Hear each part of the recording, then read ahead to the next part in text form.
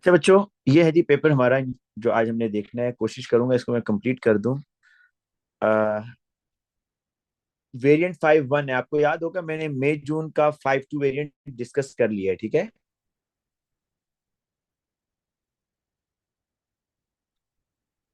First question पर आए बेटा। फर्स्ट क्वेश्चन ये कह रहा है कि हाँ, titration titration can be use to determine the concentration of dissolve oxygen in the sample of river water. तो हमारा टारगेट क्या है भाई इस प्रैक्टिकल का? कि आपने रिवर वाटर में देखना है कि ऑक्सीजन की कंसेंट्रेशन डिसॉल्व ऑक्सीजन वाटर में कितनी होती है। ठीक है, ये आपने फाइंड आउट करना है। तो इसके लिए जो प्रोसीजर बेटा हमें बता रहा है, कह रहे थे procedure for the experiment is given. Use 50 cubic centimetre of graduated syringes। ये किसी सोल्यूशन का वॉल्यूम नहीं बता रहा, syringe का वॉल्यूम बता रहा है। ध्यान में रखें कि आपने जो syringe लेनी है वो ग्रेजुएटेड, मतलब उसके ऊपर स्केलिंग होनी चाहिए। 50 क्यूबिक सेंटीमीटर उसका कैपेसिटी होनी चाहिए। आपने 5 syringes लेनी है, ए बी सिरिंज सी, इसको लेबल कर लेना है 5 syringes को। ठीक है, ए बी सी डी और ई के साथ। और फिर बेटा उसके अंदर आपने क्या करना है, आपने 30 cubic centimetre sample of river water उसमें डालना है, हर सिरिंज में। सिरिंज ए के अंदर भी 30 cubic centimetre river water, syringe B के अंदर भी, सिरिंज सी में भी। डेफिनेटली ये जो रिवर वाटर का सैंपल होगा ये आपने डिफरेंट उससे लेना होगा। ठीक है, वरना एक जैसे में तो चांसेस यही है एक जैसी ऑक्सीजन डिसॉल्व होगी। तो आपने A B C D E 5 syringes ली, और उन 5 सिरिंजेस की जो कैपेसिटी थी वो 50 क्यूबिक सेंटीमीटर थी, लेकिन उसमें जो वाटर आपने डाला है रिवर वाटर ईच सिरिंज में वो 30 क्यूबिक सेंटीमीटर है। अब इन दी लिबॉर्ट्री स्टेप 2 देखो, इन दी लिबॉर्ट्री carefully add 5 cubic centimeter of 0.2 mol per cubic decimeter manganese sulphate. But फिर आपने उसी सिरिंज के अंदर अभी एक ही बात कर रही, ठीक है, एक ही, उसके अंदर 5 क्यूबिक सेंटीमीटर इतनी कंसेंट्रेशन का 0.220 मोल पर क्यूबिक डेसीमीटर कंसेंट्रेशन का मैंगनीज टू सल्फेट ऐड करना है। ठीक है बेटा, मैंगनीज टू सल्फेट। ये बात जरा ध्यान में रखिएगा कि आपने उसी सिरिंज में मैंगनीज टू सल्फेट भी ऐड कर दिया। मैं कोशिश करता हूँ यहाँ सिरिंज आपको बनाकर दिखा दूं भाई। ये आपके पास है ना, अगर सिरिंज है तो इसके अंदर ये आपके पास जो है 30 क्यूबिक सेंटीमीटर इसमें रिवर वाटर आपने लिया है। फिर बेटा उसके बाद 5 क्यूबिक सेंटीमीटर आपने इसमें मैंगनीज सल्फेट भी ले लिया, इतनी कंसेंट्रेशन का। देन आप इसको मिक्स कर रहे हो भाई ताकि उनका रिएक्शन हो जाए, अगर कुछ रिएक्शन उसमें होना है। स्टेप 3 ये कि add 5 cubic centimetre of alkaline aqueous potassium iodide into syringe A. अब इसमें एक और चीज ऐड करनी है, 5 cubic centimetre of K I potassium iodide alkaline basic medium में, ये भी ऐड कर दिया बेटा उसमें। एक चीज आपने रिवर वाटर डाला है सिरिंज में, फिर आपने 5 क्यूबिक सेंटीमीटर मैग्नीज सल्फेट डाला है, फिर आपने पोटाशियम आयोडाइड डाला, फिर उसको मिक्स किया। देन कह रहा है add 10 cubic centimetre of dilute sulphuric acid into syringe A. भाई इसमें आपने 10 क्यूबिक सेंटीमीटर H2SO4 भी डाल दिया। जरा वॉल्यूम तो चेक करो भाई, टोटल कितना हो गया? 10 क्यूबिक सेंटीमीटर ये, 30 cubic centimetre river water, 5 cubic centimetre manganese sulphate, 5 cubic centimetre के आई। तो मतलब आपने टोटल सिरिंज का जो वॉल्यूम था 50 क्यूबिक सेंटीमीटर वो सारा यूज कर लिया, राइट? अब ये बेटा ये देखो, कह रहा है अब ये सारा कुछ मिक्स करने के बाद ना, transfer the content of the syringe A में ये जो कंटेंट आपको नजर आ रहा था, पांच ये सल्फ्यूरिक एसिड का, रिवर वाटर, MnSO4 और के आई, इसको आप 150 क्यूबिक सेंटीमीटर कैपेसिटी वाली कोनिकल फ्लास्क में डाल दें। ये आपने बेटा इसमें ट्रांसफर करना है। Then rinse syringe A using 10 cubic centimetre of distil water. अच्छा, ये रिंस का क्या मतलब है भाई? देखो, जब आप ये सिरिंज से वॉल्यूम इसमें ट्रांसफर करोगे ना कोनिकल फ्लास्क में, तो बेटा ये पॉसिबिलिटीज हैं क्या कि कुछ सॉल्यूशन ये इस तरह इसकी ना सिरिंज की जो वॉल्स हैं उस पर लग जाए। इस तरह होगा या नहीं होगा भाई, बोलो? इस तरह की पॉसिबिलिटीज है ना कि कुछ ड्रॉप्स सिरिंज की वॉल पे लग जाए, बिल्कुल होगा। तो लिहाजा अब आपने इन ड्रॉप्स को भी, क्योंकि बेटा इन ड्रॉप्स के अंदर MnSO4 है, Ki है, H2SO4 है, डिजोल्व ऑक्सीजन भी है, तो ये ड्रॉप्स भी आप चाहते हो कि सारे के सारा इस कोनिकल फ्लास्क में ट्रांसफर हो, तो इसलिए वो कह रहा है कि आप रिंस करो सिरिंज ए को 10 क्यूबिक सेंटीमीटर डिस्टिल्ड वाटर से, और जिस सोल्यूशन से आप रिंस करोगे ना, मतलब थोड़ा सा डाल के उसको शेक करो, ताकि वो जो डिस्टिल्ड वाटर है ना बेटा, वो इन ड्रॉप्स को भी अपने साथ ले जाए। ठीक है, तो अब रिंस करने के बाद जो बेटा आपके पास 10 क्यूबिक सेंटीमीटर डिस्टिल वाटर था वो भी आप इसमें डाल दो, तो मतलब ये टोटल 60 हो गया भाई। ये टोटल कितना हो गया? 60 क्यूबिक सेंटीमीटर वॉशिंग डालने के बाद ना। अच्छा, अब step number 6, carry out one accurate titration. कह रहा फिर एक टाइट्रेशन करो भाई। आपने अब टाइट्रेशन करनी है, आपको समझ आ रही होगी टाइट्रेशन दैट बात है, ऊपर ब्यूरेट यूज करोगे, और एक्यूरेट टाइट्रेशन मीन कि आप ड्रॉप वाइज चीजों को ऐड करोगे, और कब टाइट्रेशन रोक दोगे? जब नीचे कलर चेंज हो जाएगा। तो कह रहा है carry out one accurate titration of all the content in the flask. Flask में कौन कौन से कंटेंट है आपके सामने है भाई? रिवर वाटर है, MnSO4 है, KiH2SO4 है। किसके साथ टाइट्रेशन करनी है? 0.002 मोल per cubic decimetre sodium thiosulphate using starch indicator. Starch indicator आपने कोनिकल फ्लास्क में डालना है, और आपने सोडियम थायोसल्फेट को बेटा ऊपर ब्यूरेट से ऐड करना है। Repeat steps 2 to 6 for the sample in this B to E। अब जरा देखते हैं क्या क्वेश्चन पूछता जा रहा है। क्वेश्चन नंबर 1, अच्छा वो कह रहा है कि आपने यही सारा काम, ये तो आपने सिरिंज ए के साथ किया ना, कह रहे सेम काम आप सिरिंज बी के साथ करो, सेम काम आप सिरिंज सी के साथ करो, सेम काम आप सिरिंज डी के साथ, और सेम सिरिंज ई के साथ करना है। ठीक है, अब आ जाओ क्वेश्चन पर। कह रहा है aqueous sodium thiosulfate can be prepared from sodium thiosulfate hydrated 5H2O solid भी है ना साथ। Determine the mass in gram of sodium thiosulfate. आपने बताना है कि अगर आपको 500 क्यूबिक सेंटीमीटर बच्चों सॉल्यूशन बनाना है, किसका? सोडियम थायोसल्फेट का, जिसकी कंसंट्रेशन इतनी होनी चाहिए 0.002 मोल। दो बातें बता रहा है, 500 क्यूबिक सेंटीमीटर का सॉल्यूशन बनाओ, कंसंट्रेशन होनी चाहिए 0.002 मोल, तो बताओ कितना सोडियम थायोसल्फेट आपको उसमें डालना होगा। ठीक है, ये है जी क्वेश्चन। अब इसको बेटा कर लेते हैं, आसान सा है, तो मुश्किल नहीं है, आप लोग खुद भी ट्राई करें भाई। देखो, सबसे पहला काम, आप चाहते क्या हो ये पता होना चाहिए। 500 क्यूबिक सेंटीमीटर का सोल्यूशन बनाना चाहते हो, लेकिन उसकी कंसंट्रेशन भी हो। ठीक है, आप ना इस तरह करो कि यहां से देखो कि इस जिस कंसंट्रेशन का आप सोल्यूशन बनाना चाहते हो ना, वहां से स्टार्ट करते हैं कि 1 क्यूबिक डेसीमीटर मतलब 1000 क्यूबिक सेंटीमीटर, कितने मोल्स आ रहे हैं भाई sodium thiosulphate? 0.002 moles. 1000 cubic centimetre में ना 0.002 मोल्स हैं अकॉर्डिंग टू दिस इक्वेशन। तो 500 क्यूबिक सेंटीमीटर में कितने होने चाहिए भाई?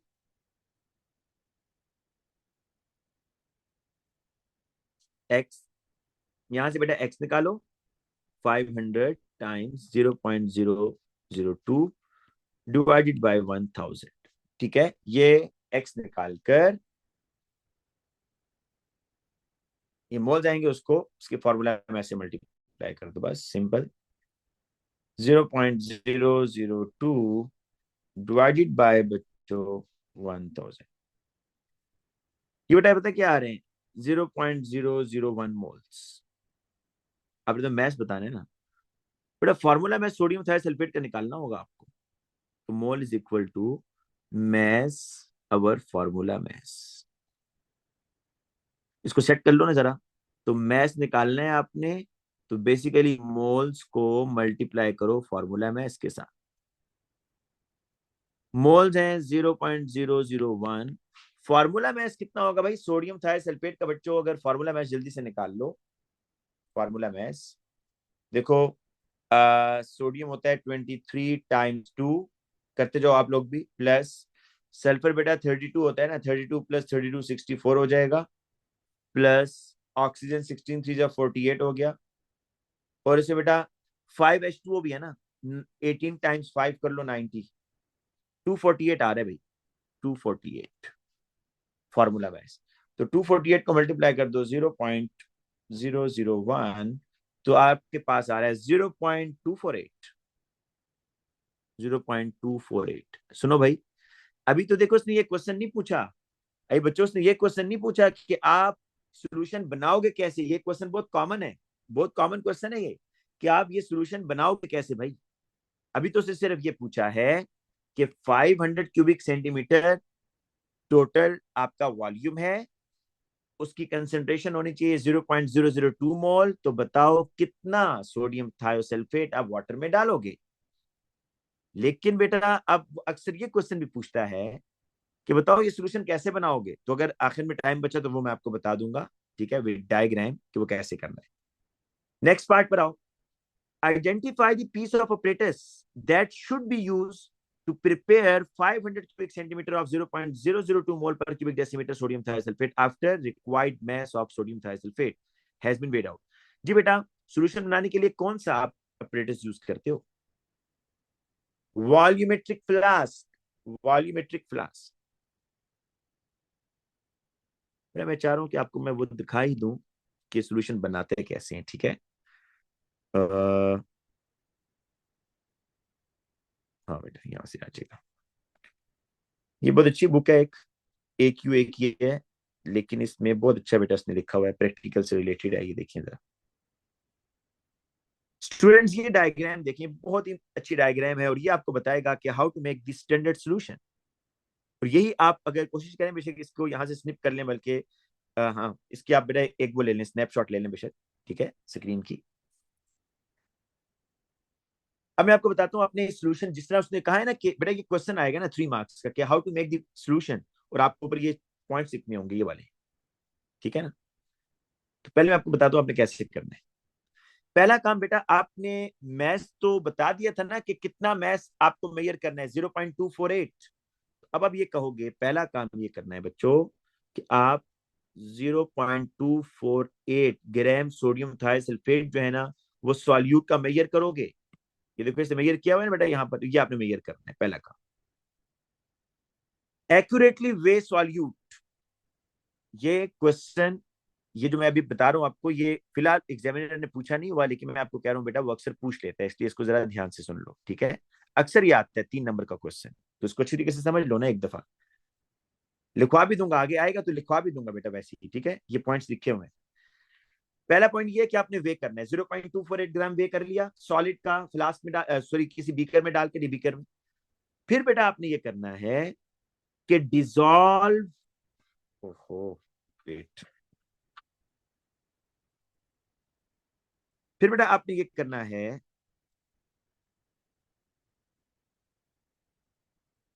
ये 0.248 हो गया grams, step number 1। Step number 2 में ये कह रहा है dissolve solute in small amount of solvent, मतलब डिस्टिल वाटर में, वार्मिंग इफ नेसेसरी। बट आपने भी वॉल्यूमेट्रिक फ्लास्क नहीं यूज करना, this is the volumetric flask, अभी ये जरूरत नहीं है। स्टेप 2 में क्या करो बेटा, कभी आप सोचते होंगे ना कि ऐसा क्यों नहीं कर रहे भाई, ऐसा क्यों नहीं कर रहे कि ये जो सॉल्ट है उसको उठाकर डायरेक्टली इसमें क्यों नहीं डाल रहे। तो नहीं भाई, सॉल्ट डायरेक्टली इसमें डालेंगे ना तो इसमें काफी चांसेस हैं कि आपका कुछ सॉल्ट बीकर के अंदर ही रह जाएगा, कुछ सॉल्ट बीकर के अंदर रह जाएगा, कुछ बेटा जो आपका सॉल्ट है वो वॉल्यूमेट्रिक फ्लास्क के वॉल्स पर लग जाएगा, कुछ में भी नीचे भी गिर जाए। तो लिहाजा बेस्ट तरीका ये है कि आप कभी भी सॉल्यूशन बनाने के लिए अपना सॉलिड सॉल्ट वॉल्यूमेट्रिक फ्लास्क में कभी भी ऐड नहीं करोगे। आप क्या करोगे, आपने जैसे ही उसको मेजर किया, उसी के अंदर आपने small amount of distil water डालना है, और उसको फिर स्टेयर करना है बेटा रॉड के साथ। तो dissolve solute in small amount of distil water, उसी में वाटर डाल दो, ठीक है, और वाटर डालने के बाद उसको स्टेयर करो।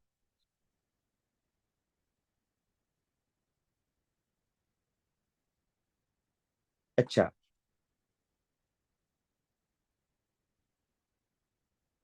देखिए आप लोगों के मैसेज अभी आ रहे हैं, एमएल क्लास में नहीं हो आप क्या? मैं तो लिंक सेंड किया भाई क्लास में।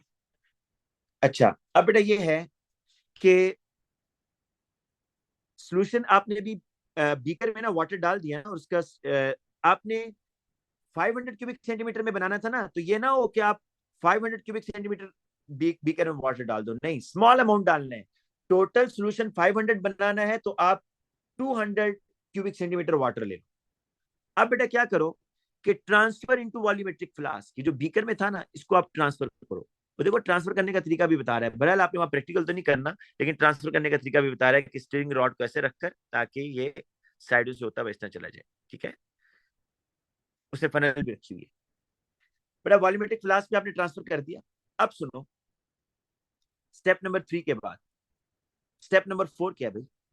स्टेप नंबर 4 बेटा ये है कि आपने इस बीकर को वॉश करना है विद डिस्टिल वाटर। इस तरह की वॉश बोतल होती है ना लैब में, क्यों क्यों वॉश करना है भाई? इसलिए बेटा वॉश करना है कि बहुत पॉसिबिलिटी होगी कि आप जब बीकर से सॉल्यूशन को ट्रांसफर करोगे ना वॉल्यूमेट्रिक फ्लास्क में, तो कुछ ड्रॉप्स इसकी वॉल्स पर लग जाएंगे भाई। वॉल्स पे कुछ ड्रॉप्स होंगे ना बीकर के, तो वो सिर्फ वाटर के ड्रॉप्स नहीं होंगे, उसमें सोडियम थायोसल्फेट भी होगा भाई। जिस सोडियम थायोसल्फेट को आपने कहा था ना 0.248 ग्राम, तो कुछ तो वो यहीं पर रह जाएगा, अंदर वॉल्यूमेट्रिक फ्लास्क में जाएगा ही नहीं। तो आपने ये मेक श्योर करना है कि जो सॉल्यूशन के ड्रॉप्स हैं वो सारे के सारे ट्रांसफर हो इनटू द वॉल्यूमेट्रिक फ्लास्क। तो उसको मेक श्योर करने के लिए बेटा आप इसको वॉश करोगे विद डिस्टिल वाटर, किसको? बीकर को, ठीक है। और वो वाटर सारा इसमें जाएगा। मकसद क्या है? ताकि जो थोड़े थोड़े ड्रॉप हैं सोडियम थायोसल्फेट सॉल्यूशन के, वो भी वॉल्यूमेट्रिक फ्लास्क में आ जाए। देन उसके बाद बेटा ये करोगे आप लोग कि आप, जहरी बात है, 500 तो यहां पर हो रहा है ना, अभी तो कम है वाटर, तो आप ड्रॉपर से मजीद वाटर ऐड करो, ताकि टोटल सोल्यूशन कितना हो जाए आपका 500 क्यूबिक सेंटीमीटर। और फिर बेटा स्टॉपर उसके ऊपर लगा दो, इनवर्ट एंड शेक, और उसको एक दफा उल्टा करो, ताकि वो अच्छे तरीके से, अगर कहीं सॉलिबिलिटी का वहां मसला है तो वो फिर भी डिजोल्व हो जाए, ठीक है। तो ये बेटा सोल्यूशन बनाने का तरीका है जो मैंने आपको बता दिया। मैं आपको कह रहा था इसकी पिक्चर ले लो बेटा, अगर पिक्चर अब लेना चाहते हो अब ले लो। 1 मिनट, मैं जरा इसको भी कुछ साफ कर देता हूँ, क्योंकि ना ये बहुत ही कॉमन क्वेश्चन है पेपर 5 का भाई, बहुत ज्यादा कॉमन क्वेश्चन है।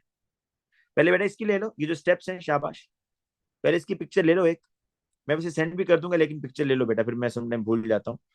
Making up a standard solution, standard solution का मतलब होता है बेटा a solution which can which has a known concentration, which has a known concentration. और अब बेटा इसकी एक पिक्चर ले लो, मैंने सारा रब कर दिया, अब इसकी ले लो, ठीक है।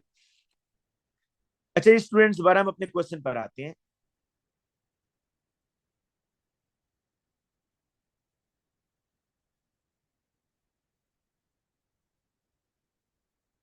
अब वो ये कह रहा है कि जी the graduation can on each syringe are every 1.0 cubic centimetre.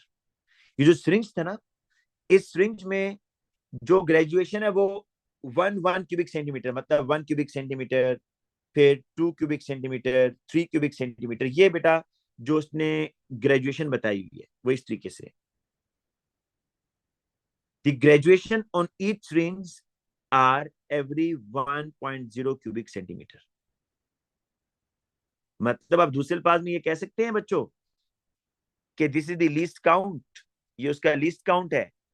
Minimum आप उससे इतना वॉल्यूम मेजर कर सकते हो, है ना, ये कह सकते हो ना आप कि मिनिमम आप उससे इतना वॉल्यूम मेजर कर सकते हो। अब वो कह रहे हैं कि calculate the percentage error in the measurement of 5.0 cubic centimetre of alkaline solution of potassium iodide by this range. बेटा आपको याद है ना, आपने इस रेंज में कितना पोटेशियम आयोडाइड डाला था भाई? 5 क्यूबिक सेंटीमीटर, ये 5 क्यूबिक सेंटीमीटर। तो वो कह रहे हैं ये बताओ भाई इसमें एरर कितना आया होगा।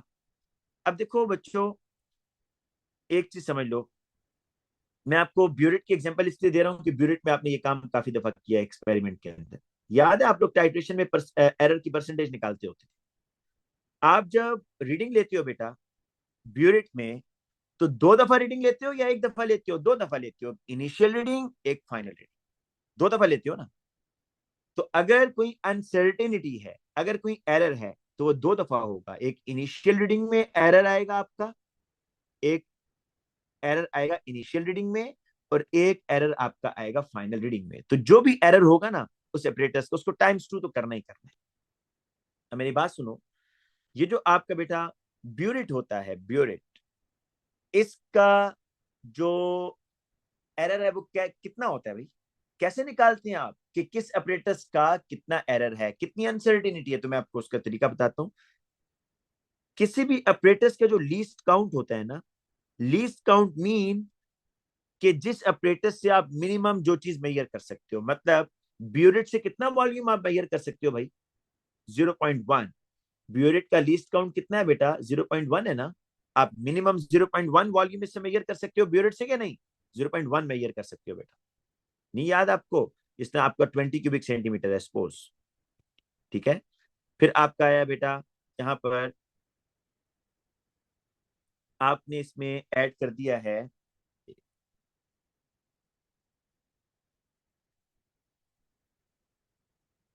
20.10 क्यूबिक सेंटीमीटर। याद है? अब इस तरह लिखते हो 20.1 cubic centimetre, 20.2 cubic centimetre, 20.30 cubic centimetre. तो लीस्ट काउंट जो है ना, दो लाइंस के दरमियान जो मिनिमम डिफरेंस है वो 0.1 क्या है? लीस्ट काउंट, मिनिमम जो वॉल्यूम आप मेजर कर सकते हो वो 0.1 है। बट अब 0.1 की जरा एक कहानी सुने आप, वो ये कि आपके पास इस तरह का भी तो कभी हो सकता है ना पॉसिबिलिटी कि ये दो मिनिमम रीडिंग्स हैं भाई, ये दो, ठीक है, इनमें 0.1 का डिफरेंस है और आपका सोल्यूशन इस तरह हो, आपका सोल्यूशन इस तरह इन दोनों लाइंस के दरमियान है। तो ये एरर है ना बेटा, ये एरर है भाई।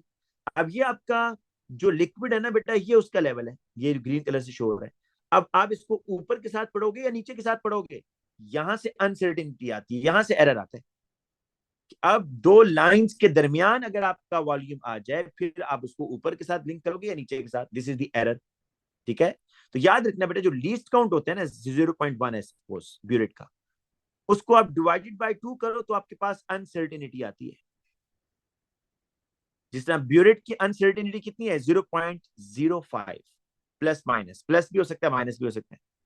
लेकिन लीस्ट काउंट को आप जब भी डिवाइडेड बाय 2 करोगे तो दैट इज द अनसर्टिनिटी, ठीक है। तो ये बात बेटा मैं यहां लिख भी देता हूं ताकि आपको याद रहे कि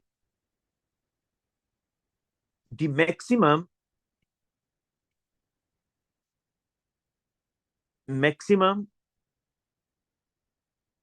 uncertainty in a quantitative measurement, in a quantitative, अभी आंसर पे मैं आता हूं बेटा, पहले ये लिख लो। In a quantitative measurement is half the difference, half the difference between the closest calibrations, between the closest, बेटा मैंने ये लिखा है कि दो क्लोजेस्ट कैलिब्रेशन का जो डिफरेंस होगा उसका हाफ कर लो, that is the least count, that is the uncertainty, sorry, that is the uncertainty.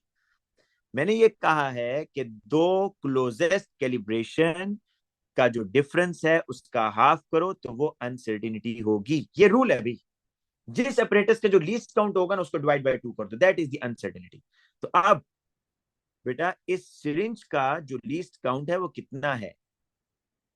कह रहे थे graduation on each syringe are every 1.0। तो बेटा 1.0 का हाफ करो ना, 1.0 डिवाइडेड बाय 2, तो ये 0.5 cubic centimetre is the uncertainty. ये अनसर्टिनिटी है क्योंकि this is the least count ना, ये लीस्ट काउंट है। अब बेटा देखो, आपने जब इस सिरिंज के अंदर ये वॉल्यूम ऐड करना है 5 क्यूबिक सेंटीमीटर, तो आपको दो रीडिंग्स लेनी है, एक 0.0 क्यूबिक सेंटीमीटर और एक 5.0 और दूसरी लेनी है 5.0। तो दो रीडिंग्स आप ले रहे हो ना। आपने सिरिंज के अंदर क्या डालना है? Potassium iodide. कितना डालना है? 5 क्यूबिक सेंटीमीटर। तो जहरी बात है, आप पहले सिरिंज को 0.0 क्यूबिक सेंटीमीटर पर लेकर आओगे ना, तो वहां पर अनसर्टिनिटी आएगी, अनसर्टिनिटी वहां आएगी। फिर जो आपने फाइनल वॉल्यूम लेना है 5 क्यूबिक सेंटीमीटर, वहां भी अनसर्टेनिटी आएगी। तो बेटा इसलिए अब आप करोगे यहाँ पर जो आपने परसेंटेज एरर निकालना है इज इक्वल टू 2 टाइम्स 0.5। 2 क्यों किया? जिससे मैंने आपको ब्यूरेट में बताया था भाई, एक इनिशियल रीडिंग होती है, एक फाइनल होती है, तो इसलिए एक एरर इनिशियल में आएगा, एक फाइनल में आएगा। सिरिंज के अंदर आपने 5 क्यूबिक सेंटीमीटर वॉल्यूम डालना है, एक इनिशियल और एक फाइनल, दो दफा अनसर्टेनिटी आएगी तो 2, और अनसर्टेनिटी कितनी है 0.5। टोटल वॉल्यूम कितना मेजर कर रहे हो भाई? 5 क्यूबिक सेंटीमीटर। परसेंटेज निकालनी है इंटू 100, तो आपके पास 20% आएगा। ठीक है बेटा, अब आ जाए आगे। ये अब याद रखना है बेटा, नेक्स्ट टाइम जब मैं आपको पेपर कराऊंगा फिर मैं इतने ज्यादा नहीं बताऊंगा बात, बस आपको बताऊंगा लीस्ट काउंट इतना है तो इसका हाफ ये होगा। ठीक है, अच्छा बेटा अब आगे चलते हैं। कह रहा है place one tick in each row in table 1.1 to show the effect, if any, of using a larger volume of alkaline aqueous potassium iodide। बेटा वो ये कह रहा है कि अगर आप 5 क्यूबिक सेंटीमीटर यूज ना करो, अगर आप पोटाशियम आयोडाइड का लार्जर वॉल्यूम यूज करो 10, 20, तो बताओ अनसर्टिनिटी ऑफ मेजरमेंट क्या होगी? मेजरमेंट में जो एरर है, जो सॉरी जो इसमें अनसर्टिनिटी आ रही है मेजरमेंट के अंदर, परसेंटेज में नहीं, अनसर्टिनिटी ऑफ द मेजरमेंट, वो बढ़ेगी कम होगी? ये सोचो जरा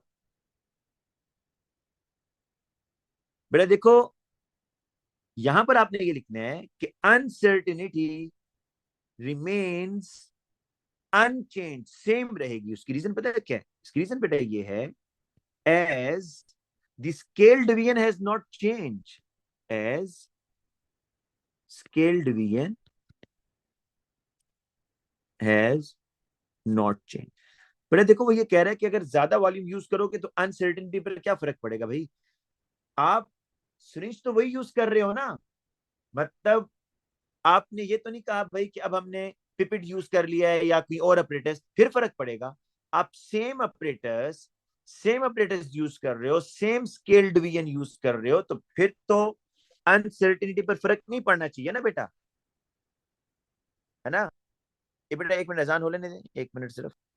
अच्छा स्टूडेंट्स देखें, ये बात आपको समझनी चाहिए कि वो कह रहा है कि अगर लार्जर वॉल्यूम यूज करेंगे भाई तो आप सिरिंज तो वही यूज कर रहे हो ना, स्केलिंग या सिरिंज भी अगर ज्यादा यूज कर रहे हो तो उसकी स्केलिंग तो वही है ना। तो अगर स्केलिंग चेंज नहीं हुई तो इसका मतलब है कि कोई फर्क नहीं पड़ेगा। ठीक है, लेकिन वो कह रहा है कि अगर आप ज्यादा वॉल्यूम यूज करते हो, if using a larger volume of alkaline aqueous potassium iodide, तो परसेंटेज एरर पर क्या फर्क पड़ेगा? देखो आपने पहले 5 क्यूबिक सेंटीमीटर यूज किया ना, ये नीचे से आपने इसको डिनोमिनेटर में रखा हुआ, ये डिवाइड अगर बिगर वैल्यू के साथ आप करते हैं, अगर आप ज्यादा वॉल्यूम यूज करते हो भाई, 5 नहीं करते, 10 करते हो, 15 करते हो, 20 करते हो, तो जब बिगर नंबर से डिवाइड होगा तो ये परसेंटेज क्या हो जाएगी भाई? जब बिगर नंबर से डिवाइड होगा तो ये परसेंटेज क्या हो जाएगी भाई? डेफिनेटली ये कम हो जाएगी ना, परसेंटेज एरर कम हो जाएगा। तो आपने बताना है कि अगर ज्यादा वॉल्यूम यूज करते हैं 5 के बजाय 10, तो जब 10 से डिवाइड होगा तो डेफिनेटली परसेंटेज एरर आपका कम हो जाएगा। ठीक है बेटा, अब नेक्स्ट क्वेश्चन पर आओ। नेक्स्ट बहुत इंपॉर्टेंट है कॉन्सेप्ट के पॉइंट ऑफ व्यू से बेटा, कॉन्सेप्ट यहाँ पर काफी ज्यादा है। इसमें ये कह रहा है बेटा नेक्स्ट क्वेश्चन में कि the sample in the conical flask and the prepared solution of sodium thiosulfate are provided. Describe the following procedure for the experiment using the syringe A. Preparing the clean burette before taking any readings. कह रहे कि आप reading लेने से पहले अपनी burette को कैसे क्लीन करोगे भाई? ठीक है, ये आपने बताना है। आप सबके जहन में आ रहा होगा भाई कि सबसे पहला काम तो हम ये करें ना कि उस ब्यूरेट को वॉश करें विद डिस्टिल वाटर, वो तो ठीक है कर ही लिया, लेकिन उसके बाद आपने दो काम और करने, वो जरा सुने। पहला काम बेटा ये करना है कि ब्यूरेट में आप ऐसे क्या डाल रहे हो? ब्यूरेट में डाल क्या रहे हो? ब्यूरेट में आप डाल रहे हो Na2S2O3, सोडियम थायोसल्फेट डाल रहे हो भाई। ठीक है, तो बेटा आपने जोन सा केमिकल ब्यूरेट में डालना होता है ना, ब्यूरेट में डालना होता है, तो आप उसी केमिकल के साथ उस ब्यूरेट को रिंस करते हो। मैंने सपोज करते हैं मैंने प्रैक्टिकल करना है ना, और मैंने ब्यूरेट में सोडियम थायोसल्फेट डालना है, तो पहले मैं ब्यूरेट लूंगा ना, उसको एक दफा डिस्टिल वाटर से वॉश कर लिया, चलो लेकिन वॉश करने के बाद डायरेक्टली टाइट्रेशन नहीं स्टार्ट कर दूंगा भाई। वॉश करने के बाद क्यों टाइट्रेशन डायरेक्टली स्टार्ट नहीं करूंगा, उसकी रीजन है देखो। जो बच्चे ब्यूरेट को वॉश नहीं करते ना, और या वॉश करते हैं ड्राई नहीं करते, यहां पर वाटर के ड्रॉप्स लगे हुए हैं बच्चों, ठीक है। आपने जब अपना यहां पर सोडियम थायोसल्फेट का सोल्यूशन ऐड किया, तो आपने तो अपनी तरफ से डाला 20 क्यूबिक सेंटीमीटर सपोज, लेकिन बच्चों ये साइड्स पर कुछ ड्रॉप्स लगे हुए हैं ना, इनका भी तो कुछ वॉल्यूम होगा नहीं होगा वाटर की। तो आपने ये सोचा कि भाई मैंने 20 क्यूबिक सेंटीमीटर डाला है और उसकी कंसेंट्रेशन है 0.1 मोल पर क्यूबिक डेसीमीटर सपोज। लेकिन आप जो सोडियम थायोसल्फेट जब ब्यूरेट में डालोगे, तो इस वाटर की वजह से जो साइडों पर लगे हुए हैं वॉल्स पर, एक तो आप 20 क्यूबिक सेंटीमीटर नहीं डालोगे, आप 18 क्यूबिक सेंटीमीटर डालोगे, बाकी वॉल्यूम इनका होगा, इनका अपना वॉल्यूम भी तो है ना। और दूसरा आपने अपनी तरफ से सोचा कि मैंने 0.1 मोल पर क्यूबिक डेसीमीटर डाला है, लेकिन जो ब्यूरेट में पहले से वाटर था, क्या उस वाटर की वजह से आपका सोडियम थायोसल्फेट डाइल्यूट नहीं हो जाएगा? क्या होगा ना बेटा, क्योंकि वाटर की वजह से वो डाइल्यूट हो रहा है भाई, और इससे सारी रीडिंग्स पर फर्क पड़ेगा। देखो एक और बच्चा है, जरा सुनो गौर से, एक और बच्चा है वो भी प्रैक्टिकल कर रहा है इसी तरीके से। लेकिन उसने क्या किया बच्चा, उसने ये किया है कि जो उसकी ब्यूरेट है ना, उसमें कोई भी ड्रॉप नहीं है वाटर का, उसने सोडियम थायोसल्फेट डाला है इसमें। आपकी जो ब्यूरेट है उसमें ये देखें साइड पे ड्रॉप्स लगे हुए हैं। मुझे ये बताओ कहां पर कम वॉल्यूम सोडियम थायोसल्फेट का यूज होगा? डेफिनेटली बेटा ये जो बी ब्यूरेट है इसमें। क्यों?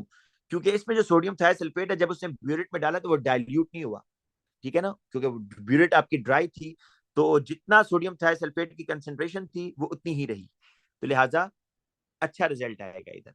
लेकिन ये जो ए ब्यूरेट है, इसमें जो सोडियम थायोसल्फेट आपने डाला, वो डालने से ब्यूरेट में डाइल्यूट हो गया, क्योंकि ब्यूरेट के अंदर वाटर था। तो इसलिए बेस्ट क्या होता है बच्चों, कि आपने जोन सा केमिकल यूज करना है ना ब्यूरेट में, आप उस केमिकल के साथ पहले रिंस करो। रिंस करने का यह मतलब होता है देखो, कि अगर बेटा रिंस करने का मतलब समझना, कि अगर ब्यूरेट के अंदर कुछ वाटर के ड्रॉप्स है ना, एक मिनट बच्चों,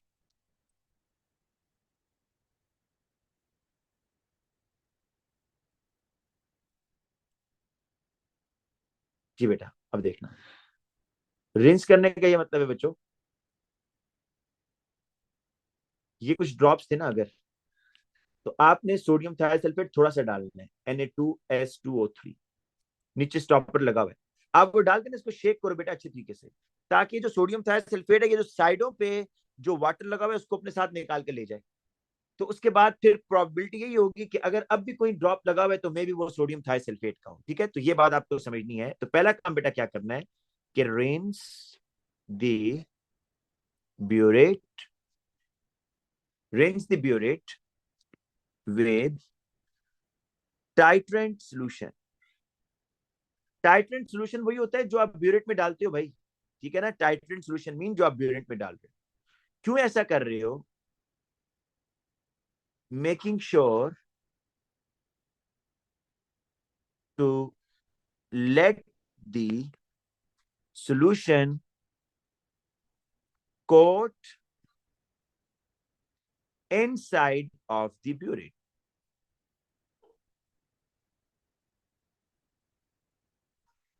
बेटा आपने ये मेक श्योर करना है कि जो आपका टाइट्रेंट सोल्यूशन है ना, वो ब्यूरेट के अंदर कोटिंग करे, मतलब वाटर की कोटिंग ना हो। ये ना हो कि आपने डिस्टिल वाटर से वॉश किया तो जो ब्यूरेट की वॉल्स है उस पर वाटर के ड्रॉप्स हो, नहीं, वाटर के ड्रॉप्स नहीं होने चाहिए, इस सोडियम थायोसल्फेट की कोट होना चाहिए, ठीक है। इसकी कोटिंग हो जाए तो ठीक है। दूसरा काम बेटा आपने ये करना है कि देखो आपने एक दफा ब्यूरेट को फिल करना है with titrant and run some of the solution through the tip, ये इंश्योर करने के लिए कि टिप जो है ना below the tap is full of titrant. मैं इसको लिख देता हूं, ये बेटा आपने काम करना है, fill the burette completely with titrant. Titrant mean जो आप बेटा वो ब्यूरेट से डालते हो ना केमिकल, उसको टाइट्रेंट बोल रहे। And run some of the solution बेटा आप चेक करते हो ना, वैसे मुझे बताओ, वो तो आप चेक कर रहे हो तो टैप ठीक काम कर रहा है नहीं कर रहा, भाई आप कुछ सोल्यूशन जाया भी करते हो है ना। And tap run some of the solution through tip. बेटा ये क्यों करते हैं? टू इंश्योर के जो इंश्योर करने के लिए कि जो टिप है ना below the tap is full of titrant. अभी यहाँ जगह नहीं, मैं साइड पे लिख रहा हूँ बेटा इधर। To ensure the tip below the tap below the tap is full of titrant। ठीक है। अच्छा बेटा अब आते हैं नेक्स्ट स्टेप के ऊपर। नेक्स्ट क्या है? Carry out one accurate titration in step 6। अच्छा एक्यूरेट टाइट्रेशन कैसी होती है भाई? क्या आप ब्यूरिट को बिल्कुल टैप खोल देती हैं और उसको जैसे टैप वाटर आ रहा है इस तरह करते हैं? नहीं, आप ड्रॉप वाइज ऐड करते हैं। ड्रॉप वाइज ऐड करते हैं ना बेटा। एक्यूरेट टाइट्रेशन तो ऐसी होती है कि ड्रॉप वाइज करें, ठीक है ना। ड्रॉप वाइज आपने ऐड करना है। उसकी रीजन ये है बेटा, अगर ड्रॉप वाइज नहीं करोगे तो आपका एंड पॉइंट क्या होता है जब इंडिकेटर अपना कलर चेंज करता है? तो बेटा एक्यूरेट टाइट्रेशन ये होगी कि आपने add Na2S2O3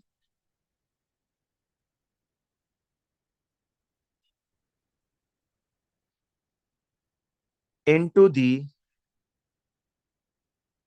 conical flask drop wise. बेटा ड्रॉप वाइज ऐड करना है। अगर आप तेजी से ऐड करोगे तो क्या होगा? आपका एंड पॉइंट निकल जाएगा, ठीक है। तो इसलिए आप उसको ड्रॉप वाइज ऐड करोगे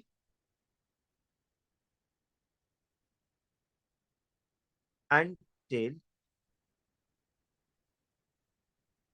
end point reach। ठीक है बेटा।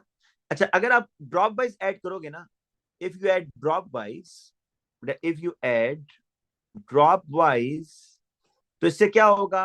अगर आप ड्रॉप वाइज करोगे you will get the accurate and point. You get the accurate and point भाई।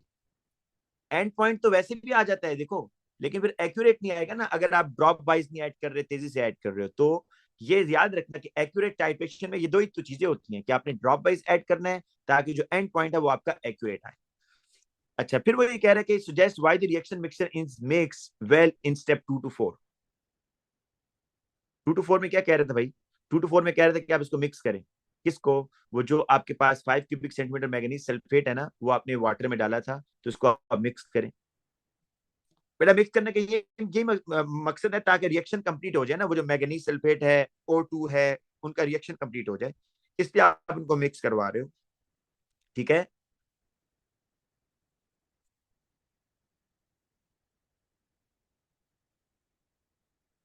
अच्छा बेटा तो मिक्सिंग का क्या मकसद है भाई? ताकि सिरिंज के अंदर जो रिएक्शन है वो हो जाए, रिएक्टेंट अच्छे तरीके से मिक्स होंगे तो तभी रिएक्शन होगा ना। To ensure the reaction is complete in syringe. अच्छा बेटा अब आपको याद होगा, आप लोग एएस में जब वो करते थे टाइट्रेशन, तो आप टेबल बनाते थे। Draw table for recording the titration results for the 5 samples range A to E, है ना। तो इसके लिए आप क्या करते थे बेटा? टेबल इस तरह का बनता था, सुनो। Final burette reading, final burette reading. अच्छा इसमें ना एक चीज बड़ी इंपॉर्टेंट है कि आपने यूनिट नहीं लिखी तो वो इसके कहते हैं कि इसके मार्क्स कटेंगे भाई। तो यूनिट्स के मामले में आपने बिल्कुल जो है ना ध्यान से इसको करना है। फिर आप बेटा यहां लिखोगे इनिशियल ब्यूरेट रीडिंग, यूनिट हर दफा लिखो साथ में, क्यूबिक सेंटीमीटर। फिर आप लिखो बेटा volume use, cubic centimetre. Titre value भी लिख सकते हो उसकी जगह, टाइटर वैल्यू। और यहां पे बेटा आपने ऊपर हेडिंग दे देनी है कि ये टाइट्रेशन ए है, सिरिंज ए जो है ना, फिर यहाँ पर बेटा ये बी के लिए है, ये बेटा सी के लिए है, ये डी के लिए है। ये है डाटा आपने कैसे कलेक्ट करना है, ये इसलिए आपसे पूछ रहे हैं। आप कह रहे होंगे ये क्या खाली टेबल बनवा रहा है, भाई वो ये चेक करना चाह रहा है कि आपको डाटा कलेक्ट करना भी आता है या नहीं आता। ठीक है, तो ये डाटा कलेक्शन के लिए इस तरह आपने टेबल उसको बनाकर दिखाना है। नेक्स्ट क्वेश्चन पर आओ, बड़ा आसान से, जल्दी से बेटा इसको खत्म करते हैं। मुश्किल से एक क्वेश्चन खत्म होगा, अभी आपने जाना नहीं है जब तक एक क्वेश्चन खत्म ना हो। यहाँ ये कह रहा है बच्चों के the overall reaction taking place in the experiment is shown. A student carries out the experiment and determine the mean titer to be 12.65 cubic centimeter. अच्छा, सोडियम थायोसल्फेट ना इतना यूज हुआ है, मतलब ब्यूरेट से वही यूज कर रहे थे ना आप, ब्यूरेट से सोडियम थायोसल्फेट ही तो डाल रहे थे। तो इसका कंसंट्रेशन पता है आपको, मैं ऊपर क्वेश्चन पे लेके चलता हूँ। कंसंट्रेशन इज गिवन भाई, सोडियम थायोसल्फेट की कंसंट्रेशन देखो कितनी है, ये देखो भाई 0.002 मोल्स, तो कंसंट्रेशन गिवन है Na2S2O3 0.002 moles, volume of Na2S2O3 12.65 cubic centimetre. But आपने यहाँ पर मोल्स निकालने हैं, पहले मोल्स निकाल लो इसके। मोल्स ऑफ Na2S2O3 बहुत आसान सही है, जल्दी से कर लो इसको, डिवाइडेड बाय 1000।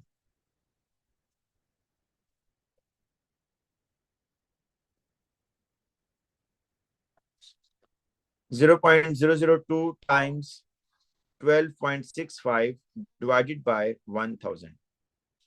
ये बेटा आपके पास आ रहा है यहाँ पर 0.0000253 मोल्स। ठीक है, ये आपके पास मोल्स आए हैं बेटा, ये आपके पास मोल्स आए हैं सोडियम थायोसल्फेट के। ठीक है, अब बेटा आपने तो बेसिकली कंसंट्रेशन ऑक्सीजन की बतानी है ना, तो पहले आप मोल्स निकालो ऑक्सीजन के, इसमें मोलर रेशियो चेक कर लो, 4:1 है। तो मोल्स ऑफ ऑक्सीजन कितने होंगे, इसके 4 टाइम्स कम होंगे, 0.0000253 डिवाइडेड बाय 4। ठीक है बट ये करना है आपने, डिवाइडेड बाय 4, ये आपके पास आ जाएगा बेटा moles of oxygen is equal to 6.325 times 10⁻⁻⁶। बड़े कितने वॉल्यूम में है ये भी चेक कर लो भाई आपने। ऑक्सीजन जो है उसका वॉल्यूम कितना, ऑक्सीजन तो वाटर में था, तो वाटर का वॉल्यूम कितना लिया होता है सिरिंज में, चेक करो जरा। वाटर का वॉल्यूम आपने लिया होता है 30 क्यूबिक सेंटीमीटर, उसी में ऑक्सीजन है ना, ऑक्सीजन तो उसी में, तो ये 30 में, तो 1000 में निकाल लोगे बस अब। तो 30 क्यूबिक सेंटीमीटर में 6.325 टाइम्स 10⁻⁻⁶, 1000 क्यूबिक सेंटीमीटर में x होंगे, तो यहां से x बेटा निकाल लो, you will get the concentration cross multiply करके 2.11 टाइम्स 10⁻⁻⁴। जल्दी से आगे चलो बेटा, लास्ट 2 क्वेश्चंस। अब देखो एक और बात बता रहे हैं, अब कह रहे हैं बेटा ये जो हमारे पास फ्रेशली डिस्टिल्ड वाटर होता है ना, फ्रेशली डिस्टिल्ड, उसमें कोई डिसॉल्व ऑक्सीजन नहीं होती। ठीक है, a student decides to run procedure on the sample of freshly distilled water and at the end obtain a value of 2.26 dissolve oxygen। अच्छा, ऊपर उसने कहा है कि फ्रेशली डिस्टिल्ड वाटर में ऑक्सीजन नहीं होती, और फिर नीचे कह रहा है कि जब स्टूडेंट ने फ्रेशली डिस्टिल्ड वाटर यूज किया इंस्टेड ऑफ रिवर वाटर, भाई इंस्टेड ऑफ रिवर वाटर,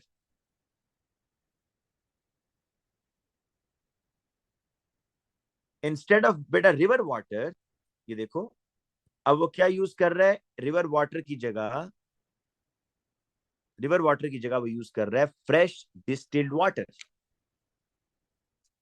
मैं बेटे मुझे बार बार ये मैसेज चेक करने पड़ रहे हैं, मुझे शक हो रहा है कि आप लोग कर रहे हैं मैसेज। अच्छा, अब बेटे ये फ्रेशली डिस्टिल्ड वाटर जो है ना, ये फ्रेशली डिस्टिल्ड वाटर अगर वो यूज करे, तो उसने ऊपर आपको खुद बताया कि उसमें कोई ऑक्सीजन नहीं होती।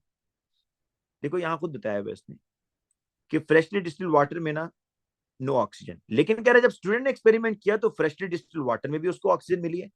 कह रहा है why the student did not get a value of 0 mole per cubic decimetre, 0 आना चाहिए था ना, क्योंकि उसमें तो ऑक्सीजन होती नहीं है। Assume the procedure was carried out correctly. तो बेटा मेरी बात सुनो, ये जो कोनिकल फ्लास्क का टोटल सोल्यूशन था ये कितना था जरा सोचो, टोटल 60 था। 60 में से 30 हो गया आपका डिस्टिल्ड वाटर मान लिया। बेटा जो बाकी है ये भी तो वाटर में है ना, ये तो उसने नहीं कहा कि ये फ्रेशली डिस्टिल्ड वाटर में बनाया गया। तो अब आपको समझ आई कि ये डिजोल्व ऑक्सीजन जीरो क्यों नहीं आया, कि वो जो डिजोल्व ऑक्सीजन है वो 5 क्यूबिक सेंटीमीटर जो वाटर के का है, 5 क्यूबिक सेंटीमीटर वाटर जो MnSO4 का है, 10 क्यूबिक सेंटीमीटर वाटर जो सल्फ्यूरिक एसिड का है, इस वाटर में तो डिजोल्व ऑक्सीजन होगी ना, वो सिर्फ इसमें नहीं है डिस्टिल वाटर में, वो ठीक है। तो लिहाजा आपने यहां ये बताना है कि अब आंसर जीरो क्यों नहीं आया बेटा यहां पर। तो आंसर के जीरो ना आने की रीजन है कि there was a small amount of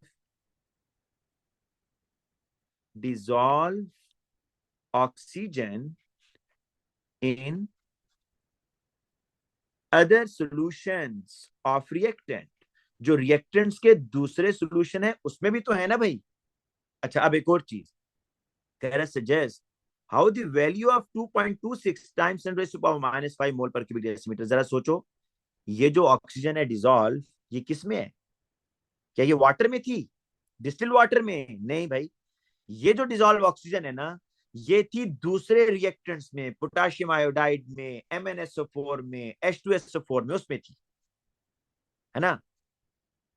अब वो कह रहा है कि how the value of 2.26 could be use to improve the answer in F. बेटा कि जो हमने एफ का आंसर निकाला, आप बता सकते हो ये डिसॉल्व ऑक्सीजन कितने वॉल्यूम में थी? 30 क्यूबिक सेंटीमीटर तो रिवर का था ना, लेकिन जो रिमेनिंग 30 था, 5 cubic centimetre KI, 5 cubic centimetre MnSO4, 10 cubic centimetre H2SO4 और 10 cubic centimetre another distilled water for washing. तो ये तो आपने टोटल 60 में निकाला भाई। इसमें रिवर वाटर भी है 30 और 30 क्यूबिक सेंटीमीटर आपके रिएक्टेंट्स का है। तो अब मजे की बात ये कि रिएक्टेंट्स का तो आपको नजर आ गया भाई कि ये जो 2.26 times 10 raise to power -5 mole per cubic decimetre जो आपकी कंसेंट्रेशन आ रही है ऑक्सीजन की, ये अदर रिएक्टेंट्स की है, वाटर की नहीं है। आप तो वाटर की निकालना चाहते थे ना, तो ये तो आपने कलेक्टिवली निकाल लिया भाई। तो लिहाजा 2.11 जो आंसर आ रहा है ना, 2.11 टाइम्स 10 रेज़ टू पावर -4, इसमें से ये माइनस कर दो अगर आप दूसरे रिएक्टेंट्स के वाटर की ऑक्सीजन को, तो आपके पास एग्जैक्ट आंसर आ जाएगा। तो इसलिए वो कह रहे हैं कि how the value of 2.26 could be used to improve the answer. तो आप ये कहो कि भाई subtract the 2.26 times 10 raise to power -5 mole per cubic decimetre of distilled water experiment of distilled water experiment from final result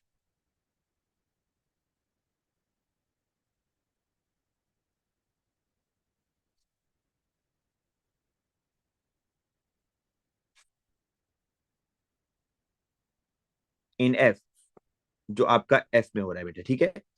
अच्छा अब last में देखो भाई, suggest why this method is unsuitable for sample of tap water that have been purified for the chlorination and so contain chlorine। देखो कह रहा है कि why this method, यही जो आपने जिस मेथड से भी डिसॉल्व ऑक्सीजन फाइंड आउट की ना, इसका कह रहा है why this method is unsuitable for sample of tap water that have been purified by chlorination and so contain chlorine। कह रहा है किसी ऐसे वाटर के लिए जिसमें क्लोरीन है, आप यही मेथड क्यों यूज नहीं कर सकते भाई? यही मेथड मतलब जिसमें सोडियम थायोसल्फेट है, Mn2+ है, सेम मेथड आप क्यों यूज नहीं कर सकते ऐसे वाटर के लिए विच कंटेन क्लोरीन? तो बेटा क्लोरीन जो है ना इज वेरी रिएक्टिव। तो क्लोरीन क्या करता है? Is a very good oxidising agent ना। Chlorine is a very good oxidising agent, it gains the electron. तो क्लोरीन रिएक्ट्स विद, आपने इसमें MnSO4 डाला है ना, Mn2+ से रिएक्शन कर लेगा और इस Mn2+ को ऑक्सीडाइज कर लेगा। या बेटा iodide is a very good reducing agent. अगर किसी टैप वाटर में क्लोरीन है तो उसके साथ आप सेम काम नहीं कर सकते। क्यों? क्योंकि क्लोरीन जो है बेटा वो या तो मैग्नीज के साथ रिएक्शन कर लेगा, आयोडाइड के साथ भी कर लेता, तो इनका आपस में रिएक्शन शुरू हो जाएगा। ठीक है बेटा, यहीं पे क्लास खत्म करते हैं मेरी, क्योंकि एक और क्लास है अभी A2 के साथ। उम्मीद तो है मेरे आपके कोई क्वेश्चन नहीं होंगे, क्योंकि मैंने इसको थोड़ा बहुत डिटेल में बताया। अब सिर्फ 4 क्वेश्चन जो मुझे नजर आ रहे हैं। ठीक है बेटा, बस क्लास खत्म करते हैं। अल्लाह हाफिज भाई, अल्लाह हाफिज बच्चों।